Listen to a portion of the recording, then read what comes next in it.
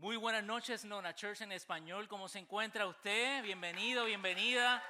Gracias por estar aquí. Qué honor y qué privilegio estar con ustedes. Oye, yo estaba, mientras llenábamos la encuesta, yo estaba sentado por esta parte y escuché a algunas personas preguntando, Esteban, si llenaban 4, si había más participación, si se podían ganar 3 bandejas de empanadas de mercado. Vale, ¿no? Bien, gracias por participar en esta encuesta. Para mí es un honor. Oye, antes de comenzar, tengo que hablar de la Copa Mundial, mi hermano y mi hermana, porque esto es algo histórico. Amén, amén, ¿no? Para los que están siguiendo, yo creo que es la primera vez que España y Argentina se encuentran, o sea, en Iberoamérica. Es algo honestamente monumental. Y yo miré unas estadísticas que desde 1966 no se encontraban y parece súper interesante. O sea, que estos dos equipos se han encontrado. Así que todos están invitados mañana domingo a las 3 de la tarde a la casa de Esteban y Keka. Vamos a estar allí. Bueno, ya no va, cancelado. Bien, no se aparezca ahí, que eso no va. Bien, nos encontramos mi hermano y mi hermana en la serie Masterclass, donde nosotros hemos estado mirando por varias semanas, escuchando y meditando y aprendiendo sobre las palabras de Jesús en el Sermón del Monte. Y la idea principal de esta serie es que Jesús es el maestro por excelencia que imparte la clase magistral de cómo vivir una buena vida. Y hoy, continuando con esta serie, vamos a mirar un pasaje, el pasaje de Mateo 6, del versículo 5 al 14, donde Jesús nos ofrece un curso gratuito de oración 101. Y sin lugar a duda, nosotros podríamos sacar mucha agua de este pozo y hoy nos vamos a dedicar varios minutos en algunos aspectos muy importantes de este pasaje. Así que yo voy a leer el pasaje, oramos y comenzamos. Amén. Dice así la palabra de Dios en Mateo 6, del verso 5 al 14 y luego de la Nueva Versión Internacional. Cuando oren, no sean como los hipócritas, porque a ellos les encanta orar de pie en las sinagogas y las esquinas de las plazas para que la gente los vea. Les aseguro que ya han obtenido su recompensa. Pero tú, cuando te pongas a orar, entra en tu cuarto, cierra la puerta y ora a tu Padre que está en lo secreto. Así tu Padre que ve lo que se hace en secreto, te recompensará. Y al orar, no hablen solo por hablar como hacen los gentiles, porque ellos se imaginan que serían escuchados por sus muchas palabras. No sean como ellos, porque su Padre sabe lo que ustedes necesitan antes de que se lo pidan. Y dice Jesús, ustedes deben orar así. Padre nuestro que estás en el cielo, santificado sea tu nombre. Venga tu reino, hágase tu voluntad en la tierra como en el cielo. Danos hoy nuestro pan cotidiano. Perdónanos nuestras deudas como nosotros también hemos perdonado a nuestros deudores. Y no nos dejes caer en tentación, sino líbranos del maligno. Porque si se perdonan unos a otros sus ofensas, también los perdonará a ustedes su Padre Celestial. Pero si no perdonan a otros sus ofensas, tampoco su Padre los perdonará a ustedes las suyas. Cuando ayunen, no pongan cara triste como hacen los hipócritas, que demudan su rostro para mostrar que están ayunando. Les aseguro que estos ya han obtenido toda su recompensa. Pero tú, cuando ayunes, perfúmate la cabeza y lávate la cara, para que no sea evidente ante los demás que estás ayunando, sino ante tu Padre, que está en lo secreto, y tu Padre, que ve lo que se hace en secreto, te recompensará. Oramos.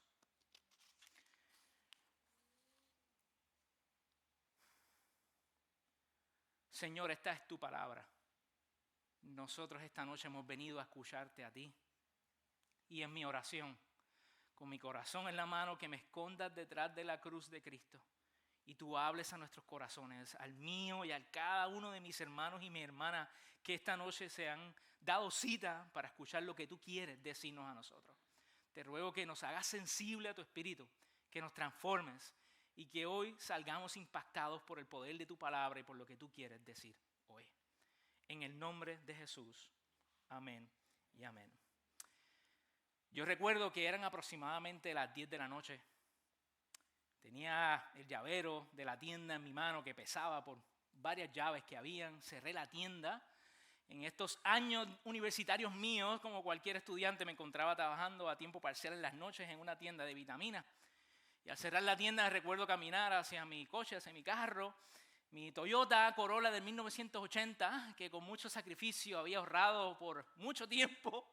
Lo encendí y lo primero que hice, recuerdo, yo no sé si ustedes recuerdan los CD, conseguí un CD de música, lo puse en la radio, comencé a manejar a mi casa, una música cristiana, muy motivado, y de repente estoy guiando en esta avenida y digo, oye, voy a cambiar la canción, voy a escuchar otra música. Yo recuerdo que en segundos cambió mi vista para mirar la radio mientras le cambiaba la canción, y al tan solo mirar mi vista hacia arriba en el medio de la autopista, por milisegundos logré capturar la parte de atrás de un coche que se encontraba detenido. Y mi mente computó en milisegundos, la reacción inmediata fue buscar el freno. Yo no sé si yo pude darle al freno o no, pero escuché un fuerte ruido, el sonido del silencio del radio. Mis lentes se cayeron al suelo, todo borroso, y un golpe en la frente que me di, que sentía un poco de dolor y en mi parte de mi pecho. Al mirar, luego del impacto, mirar por la ventana, no podía ver porque se encontraba todo el motor, levantado el bonete del coche. Recuerdo abrir la puerta, buscar por mis lentes, mirar el coche de al frente, caminar hacia el lado del coche, literalmente de esta manera, mirar por la ventana y ver a la persona que se encontraba bien. ¿Y estás bien? Me dijo, sí, estoy bien. Ir a mi coche en desesperación, pensar, tratar de encontrar mis lentes nuevamente en desesperación, preocupado, ¿qué va a pasar? ¿Qué me va pasando en mi cuerpo? ¿Qué le pasó a esta persona? Recuerdo buscar el teléfono, no era un iPhone, tener que abrirlo de esta manera, si usted recuerda los teléfonos, y pensar, ¿a quién llamo? ¿A quién llamo? Y aquí está mi hermano Josuin. Puede pensar, ¿a quién llamé? Llamé a mi padrastro, quien ha sido mi papá por toda mi vida. Y sus palabras con mucho amor fueron, pero estás bien.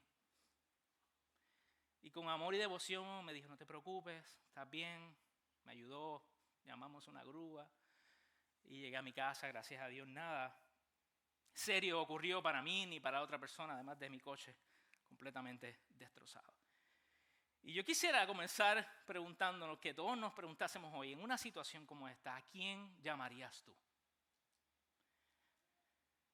¿Quién es la primera persona en tu corazón y en tu mente a la que corres cuando la vida se pone difícil?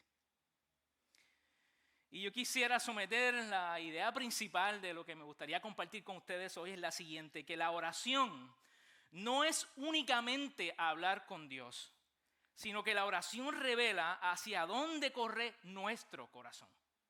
No solamente en las situaciones difíciles de la vida, sino en nuestra vida cotidiana, en lo más normal, en lo cotidiano, en las situaciones más normales de nuestra vida y en las que son difíciles. Y antes de enseñarnos a orar, Jesús en este pasaje, interesantemente, nos advierte que muchas de las personas oran de una manera incorrecta. Y en Mateo 6, antes de estos versículos que hemos leído, comienza el capítulo con una advertencia que Jesús aplica 3 prácticas espirituales fundamentales del pueblo judío. La primera la vemos en el verso número 1, que era las obras de dar a los necesitados, la caridad.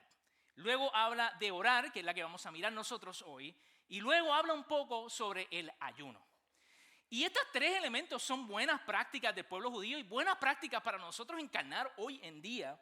Y el problema nunca fueron las acciones de los judíos ni estas acciones en la vida de nosotros. El problema era la motivación detrás de cada una de ellas.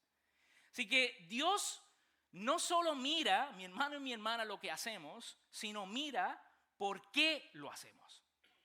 Y los fariseos habían convertido la adoración a Dios en un mero escenario, darle limosna a los pobres como un acto de publicidad, una campaña publicitaria. La oración la habían convertido en un discurso y el ayuno lo habían convertido en una actuación.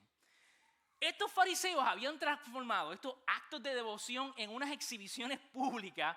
Cuando ellos querían dar algo a los pobres, acostumbraban irse a la esquina del templo y sonar una trompeta de alta voz que tenía 2 propósitos. Cumplía un propósito de avisar a los necesitados que ya habían escuchado esto antes oye, ahí está fulano o fulana que va a darle a los necesitados. Pero también les ofrecía una excelente oportunidad a estos hombres que otros vieran sus obras. Y algo muy similar le pasaba a ellos con la oración. Ellos no buscaban la presencia de Dios, buscaban la aprobación y el reconocimiento de la gente.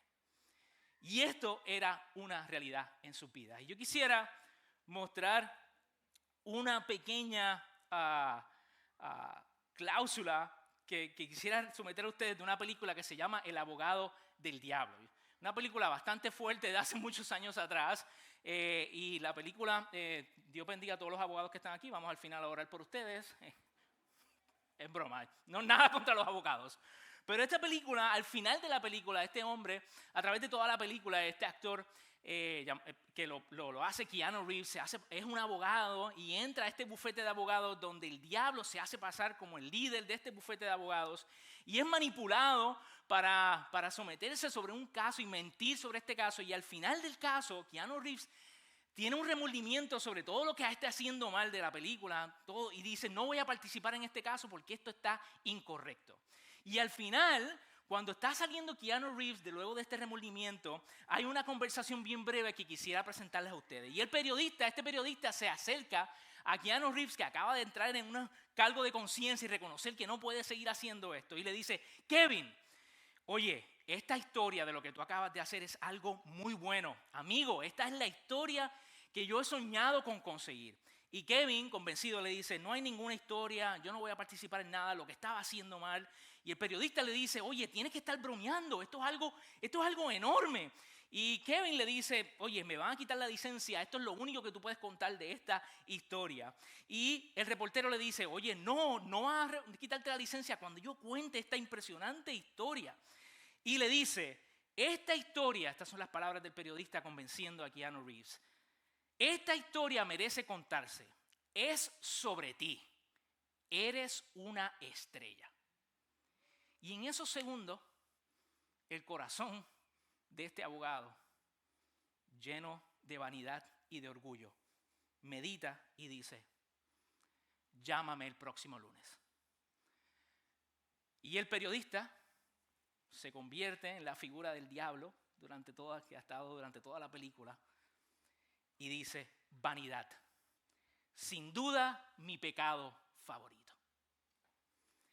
Y el problema que tenían estos fariseos, que nos enseña Jesús con este pasaje, es el mismo, es que la vanidad es la cualidad de sentir un orgullo o una admiración excesiva propia de la apariencia, los logros de nuestras propias capacidades, y en términos generales abarca la presunción y el amor propio y la superficialidad. Y esto es muy fácil vivir nosotros como creyentes hoy en día de manera externa con una motivación incorrecta. Y aquí está mi hermano y mi hermana, lo que yo quisiera enfatizar hoy es que la mayor amenaza para una vida espiritual no siempre es el pecado visible, muchas veces es el deseo invisible de nosotros ser admirados. Y Jesús nos hace una advertencia, oye, ten mucho cuidado con este deseo de reconocimiento y admiración en la vida espiritual y en todas las áreas de nuestra vida. Y Jesús responde en este pasaje con una solución impresionante. Él no dice, ora más fuerte, ora más tiempo. Jesús les dice, entra en tu cuarto. Y yo me pregunto, ¿por qué Jesús está diciendo esto? Porque Jesús sabe que lo secreto revela aquello que realmente amamos. En el lugar donde nadie puede ver nuestras acciones, este es el lugar donde revela lo que realmente amamos. Un comentarista lo dice impresionantemente de esta manera. Cerrar la puerta al mundo es abrirle la puerta al maestro. Cerrar la puerta es la mejor invitación para que el maestro entre. La reputación, mi hermano y mi hermana, necesita espectadores, pero la relación necesita solo de un padre. Y esto es precisamente después de estas palabras que Jesús muestra, después de mostrar sus motivaciones, Jesús nos enseña cómo orar. Y a mí me parece muy interesante de que antes de Jesús enseñarnos cómo orar, Jesús corrige primero nuestro corazón antes de enseñarnos las palabras de cómo orar.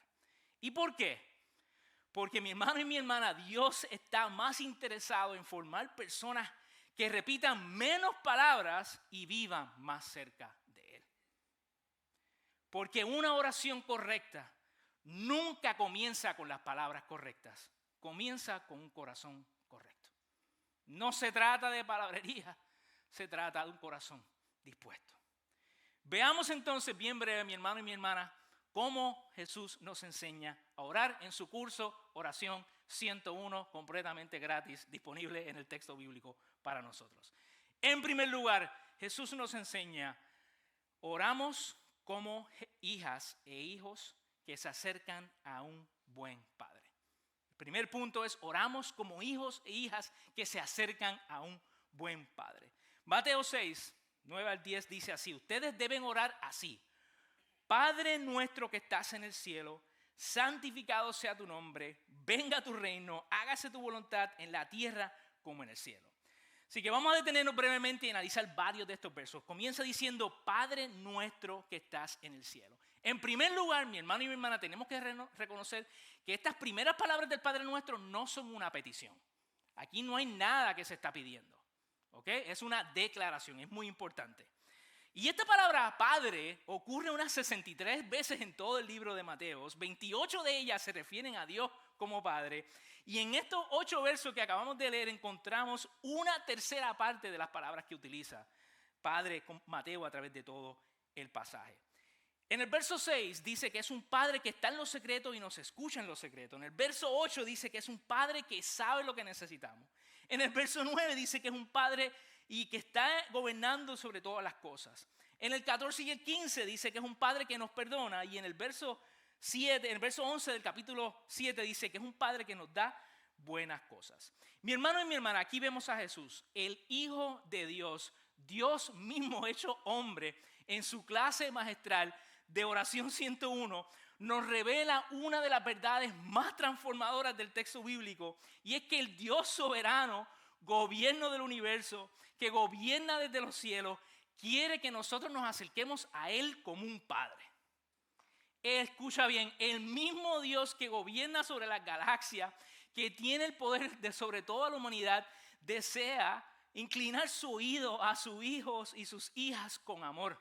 No es un Dios distante, indiferente o demasiado superior, ocupado. Es un Padre que está disponible las 24 horas del día, los 7 días de la semana, atento, cercano, fiel, nunca dejando de escuchar, nunca dejando de cuidar, nunca dejando de acompañar. Y antes de enseñarnos qué decir, Jesús nos recuerda con quién estamos hablando. La oración, mi hermano y mi hermana, no comienza con una necesidad, comienza con una relación. Este es el orden de cómo Jesús nos enseña a orar. Padre nos habla de su cercanía. Que estás en los cielos nos habla de su soberanía. Y cuando ambas estas verdades se encuentran, aprendemos usted y yo a vivir sin miedo, conscientes de la presencia de Dios y descansando del control soberano que solamente tiene Dios. Padre nuestro es una invitación a nosotros de detenernos del ruido del mundo para tener una conversación con quien más nos ama.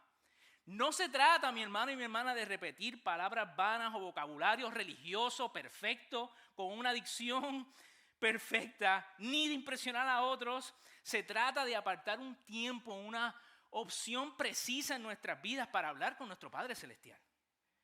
El Dios que reina con poder desde los cielos, a la misma vez es el que inclina su oído, abre sus brazos, permanece presente sobre cada alegría, cada lágrima y cada batalla de tu vida y de la mía.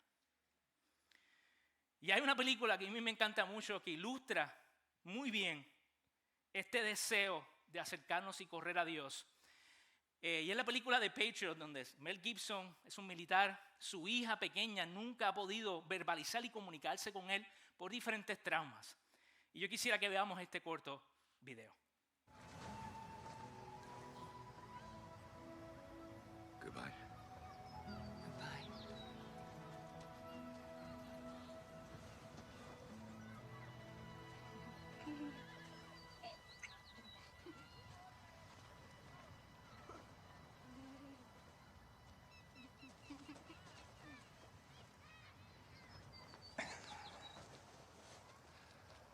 Goodbye, Susan. Goodbye.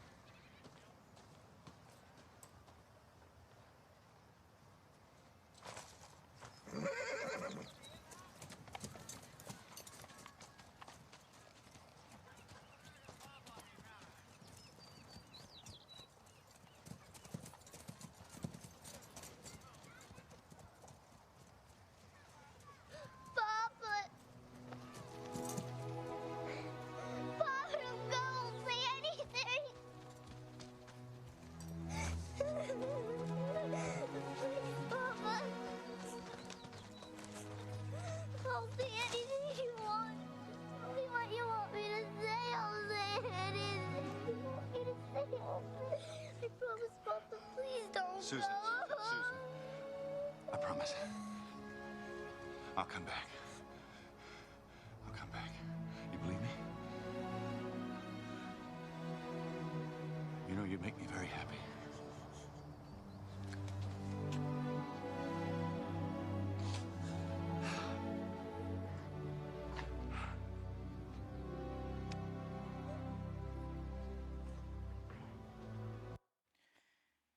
Este es el corazón de Dios. Sin importar cuánto tiempo nosotros hayamos estado sin hablarle, sin importar nuestra distancia, anhela con su corazón que invoquemos desde lo más profundo de nuestro ser la desesperación que necesitamos a nuestro Padre Celestial.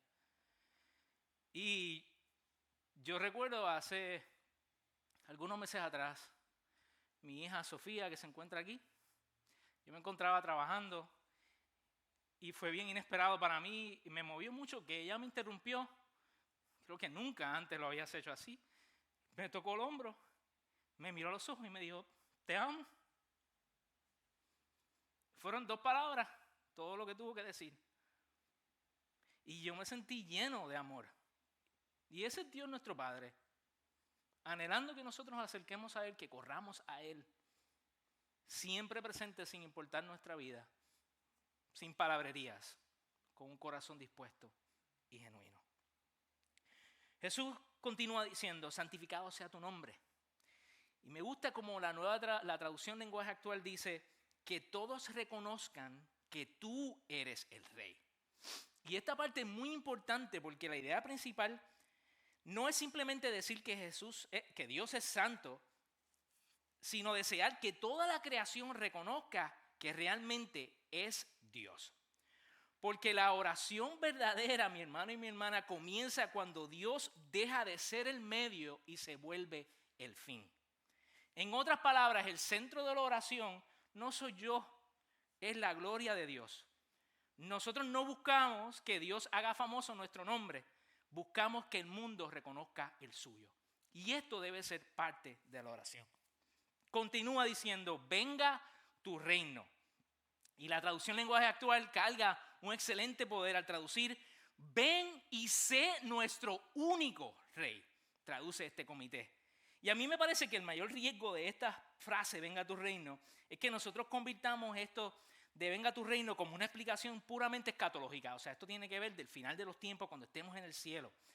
Y a mí me parece que Jesús la presenta como una oración relacionada en el Padre Nuestro, que aquí Jesús nos está enseñando que el reino comenzó ya. Jesús mismo dijo, el reino de Dios se ha acercado. Y el reino de Dios no comienza, mi hermano y mi hermana, en el cielo, comienza cuando Cristo reina en nuestros corazones. Continúa diciendo, hágase tu voluntad.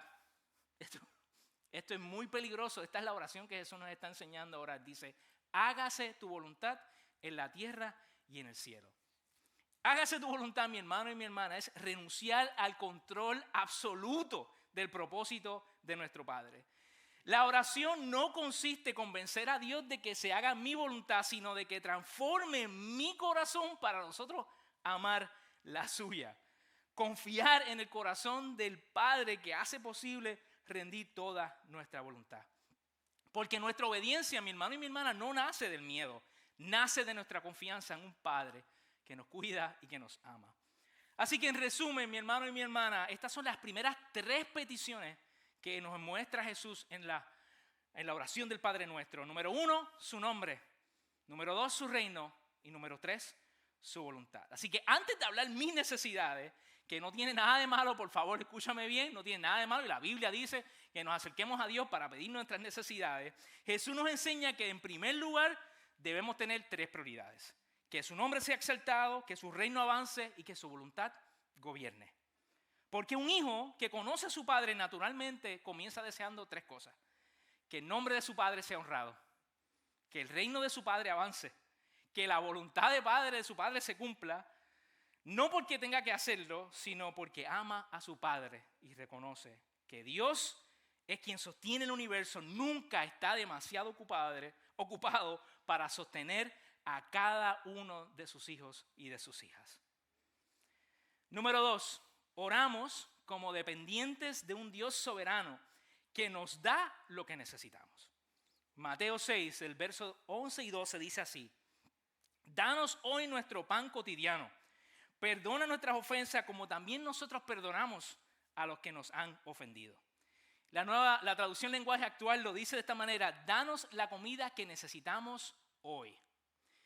Y esta cuarta petición del pan diario, mi hermano y mi hermana, apunta directamente a un pasaje intertextual bíblico en el Antiguo Testamento, en Éxodo 16, donde el pueblo de Dios se queja a Dios de no tener comida. Tan solo 2 meses habían salido de Egipto con grandes plagas y milagros, dicho sea de paso, y Dios les da un maná para un consumo exclusivo diario en respuesta al siguiente reclamo. Este es el pasaje de Éxodo 16:3. Esto es lo que dice el pueblo de Israel a 2 meses de haber sido liberados del pueblo de Egipto. ¿Cómo quisiéramos que el Señor nos hubiese quitado la vida en Egipto? Yo no sé ustedes, pero si a mí me dicen eso, ¿qué tú dijiste? ¿Qué tú dijiste? Me hubiese dicho mi mamá o mi papá. Allá nos sentábamos en torno a las ollas de carne y comíamos pan hasta saciar. Esta palabra saciar no es muy importante. Ustedes nos han traído a este desierto para matar de hambre a toda la comunidad. Y luego Dios muestra su amor y su misericordia, provee el maná, y esto es lo que dice más adelante el pueblo de Israel. Así hicieron los israelitas. Algunos recogieron mucho y otros recogieron poco. Pero cuando lo midieron por litros, ni al que recogió mucho le sobraba, ni al que recogió poco le faltaba. Cada uno recogió la cantidad que era necesaria. Entonces Moisés les dijo: nadie debe guardar nada para el día siguiente. Y hubo algunos que no le hicieron caso a Moisés y guardaron algo para el siguiente día, pero lo guardado se llenó de gusano y comenzó a apestar. Entonces Moisés se enojó contra ellos. Y hay una canción que a mí me encanta mucho, un cantante cristiano que se llama, español de hecho, que se llama Alex San Pedro, y escribió esta canción que se llama Sal. Y yo quisiera mostrarles un pedazo de esta canción porque tiene algo muy importante que enseñarnos sobre esto.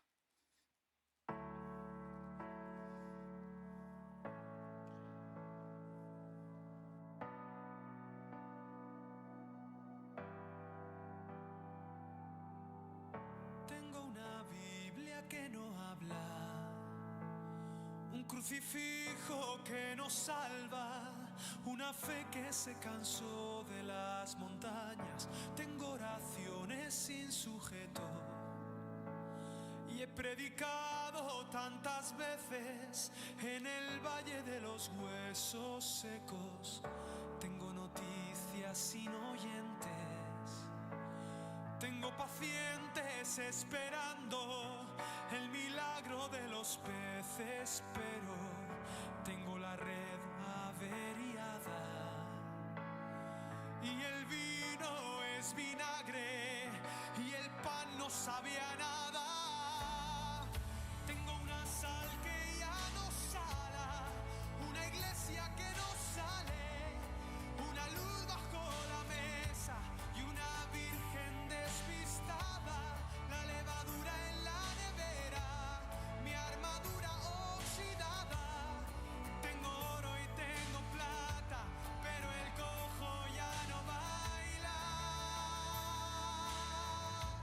pero el cojo ya no baila.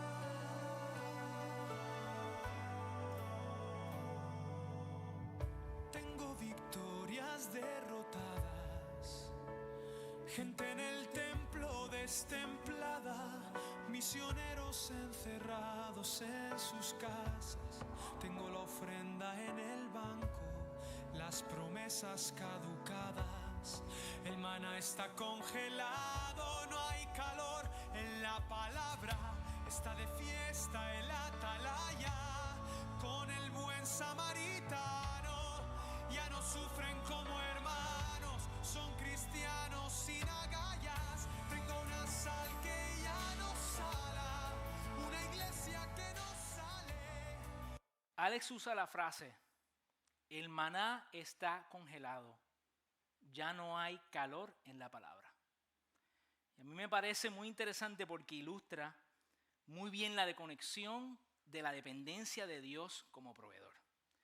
Mi hermano y mi hermana, durante más de 4 siglos Israel vivió bajo el dominio del faraón. Ellos conocieron el peso de la esclavitud, el trabajo forzoso, el abuso, la incertidumbre de no saber si iban a tener fuerza para llegar al siguiente día. Y cuando Dios los libera, comienza a enseñarles una nueva manera de vivir. Ya no dependerían de un faraón que les iba a quitar la vida, sino de un padre que cada mañana les daría lo necesario para sostenerlos. Después de 400 años, Israel sabía cómo trabajar para un amo, pero todavía no sabía cómo descansar en un padre. Y las palabras de Jesús en el Padre Nuestro, cuando dicen, danos el pan para este año, dice, danos hoy. Porque Dios, mi hermano y mi hermana, está más interesado en formar hijos e hijas dependientes que consumidores autosuficientes. El maná nunca fue solo una provisión, era una escuela de confianza. El maná alimentaba el cuerpo, pero también entrenaba el corazón. El Padre en este pasaje nos enseña que no nos promete una despensa llena para toda la vida, nos promete algo mejor, su presencia, su fidelidad cada mañana, cada nuevo día, una nueva oportunidad para nosotros descubrir a Dios, que sigue siendo suficiente y solo tenemos que acercarnos a Él y hablarle. ¿Estás pasando, mi hermano, mi hermana, por una necesidad económica? Ora, Dios es tu proveedor. ¿Estás luchando con ansiedad, agotamiento espiritual? Ora, tu Padre es quien sostiene tu corazón. ¿Necesitas dirección para tomar una decisión importante? Ora, tu Padre sabe todas las cosas y tú lo que no puedes ver. ¿Estás pasando por una enfermedad? Ora, tu Padre sigue siendo el que sana, fortalece y acompaña. ¿Estás criando hijos y no sabes qué hacer? Ora, tu Padre también te enseña a ser padre o madre. ¿Estás esperando una respuesta que no parece llegar? Ora. El silencio de Dios nunca significa ausencia de Dios. Porque antes de correr a nuestras propias fuerzas, Jesús nos enseña a correr hacia nuestro Padre, Dios proveedor. Y por último, oramos, mi hermano y mi hermana, como vulnerables y frágiles que necesitan de protección. Versículo 13 dice, y no nos dejes caer en tentación, sino líbranos del maligno. La Biblia es muy clara a través de todas las escrituras, afirma que nosotros vivimos en un mundo caído y que nosotros, aunque somos redimidos y perdonados, somos seres falibles. Hace algunas semanas atrás yo escuché una noticia devastadora. Un hombre que durante mucho tiempo en mi vida fue alguien muy cercano a mí, de edad avanzada ya, retirado. Cayó en una fuerte tentación y ahora en un serio problema legal. Una situación muy triste y bien lamentable. Mi hermano, la tentación no descansa. Satanás no descansa. Y yo me pregunto, ¿por qué nosotros descansamos de la oración cuando sabemos que necesitamos protección? La oración no es un lujo para los días difíciles. Es una necesidad para todos los días. No es una opción para el cristiano maduro. Es el oxígeno para el cristiano vulnerable. La Biblia nos dice así a través de todas las escrituras. En Tesalonicenses 5:17 dice, oren sin cesar. En Efesios 6, oren en el Espíritu en todo tiempo. En Colosenses 4 dice, dedíquense a la oración. En Romanos 12, perseveren en la oración. En Lucas 21, estén siempre vigilantes y oren. En Mateo 26 dice, estén alerta y oren. Y es muy interesante notar que Jesús dice que oren, Pablo dice que oren, Pedro dice que oren. Y una y otra vez la Escritura insiste en lo mismo. La oración constante no es porque Dios se olvide de cuidarnos, es que nosotros olvidamos cuánto lo necesitamos. Y muchas veces dejamos de orar, bajamos la guardia, comenzamos a confiar demasiado en nosotros mismos. Y finalmente caemos y nos preguntamos, ¿cómo llegué hasta aquí? Por favor, mi hermano y mi hermana, no escuchen mis palabras de juicio, sino como palabras de amor, como las de un hermano en Cristo, pecador, falible, que necesita el perdón diario y la limpieza de la sangre de Cristo diariamente. Yo jamás me considero un experto en esto, ni en la oración, ni en nada por el estilo. Pero la oración del Padre Nuestro nos recuerda que tenemos un Padre que es nuestro protector, que está disponible todos los días para librarnos del mal. Y hay 3 áreas bien generales que necesitamos protección. En primer lugar, del enemigo, porque Satanás busca destruir nuestra fe. Primera de Pedro 5:8 dice, estén alertas, cuídense de su enemigo el diablo, porque anda al acecho como león rugiente buscando a quien devorar. Segundo, de nosotros mismos, porque muchas veces nuestro peor enemigo no es el que está afuera, es el que está adentro. Mateo 26:41, Jesús mismo en Getsemaní dice, velen y oren para que no entren en tentación, porque el espíritu está dispuesto, pero la carne es débil. Y por último, de lo que nosotros no podemos ver, porque no toda batalla ocurre en un mundo visible. Efesios 6 dice, pues no luchamos contra carne ni sangre, sino contra gobernantes, malignos, autoridades en el mundo invisible, contra fuerzas poderosas de este mundo, contra espíritus malignos de lugares celestiales. Mi hermano y mi hermana, esto es muy serio. El enemigo no toma vacaciones. Nuestra comunión con Dios no debería de hacerlo tampoco. Nuestra carne siempre es débil. Nuestra comunicación con Dios es lo que nos da sus fuerzas. La oración no elimina todas las batallas. Nos mantiene cerca del único que puede sostenernos en ellas. Así que mi hermano, en conclusión, Jesús nos enseñó mucho más que una oración para memorizar y recitar sin sentido. Nos enseñó en su clase magistral del Sermón del Monte cómo vivir la buena vida. Y esta enseñanza nos enseña que vivimos como hijos que tenemos un padre, que vivimos dependientes porque necesitamos un proveedor y que vivimos confiados porque necesitamos un protector. La oración no es únicamente hablar con Dios. La oración revela hacia quién corre nuestro corazón. Y la pregunta para nosotros hoy es, ¿hacia dónde corre tu corazón?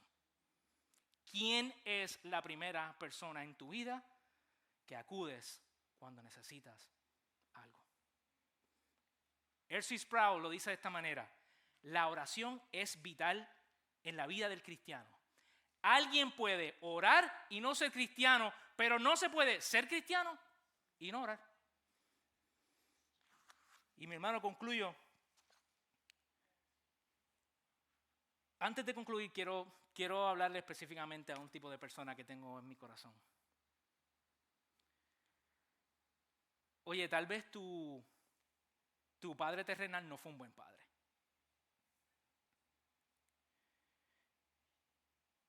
Y hoy yo quiero recordarte que en Dios tienes un buen padre.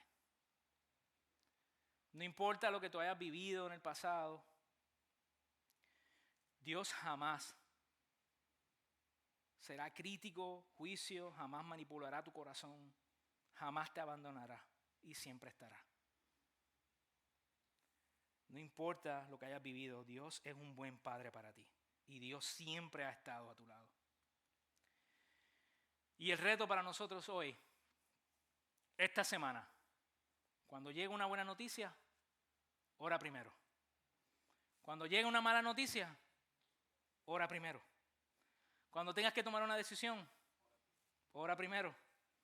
Cuando sientas ansiedad, ora primero. Cuando llegue una tentación, ora primero. Cuando no sepas qué hacer, ora primero. Cada mañana pregúntate, ¿estoy corriendo hacia mi Padre? Cuando tengo una necesidad, ¿estoy corriendo hacia mi proveedor? Cuando entro en una tentación, ¿estoy corriendo a mi protector? La vida cristiana no consiste en correr más rápido, consiste en correr hacia la persona correcta. Oremos.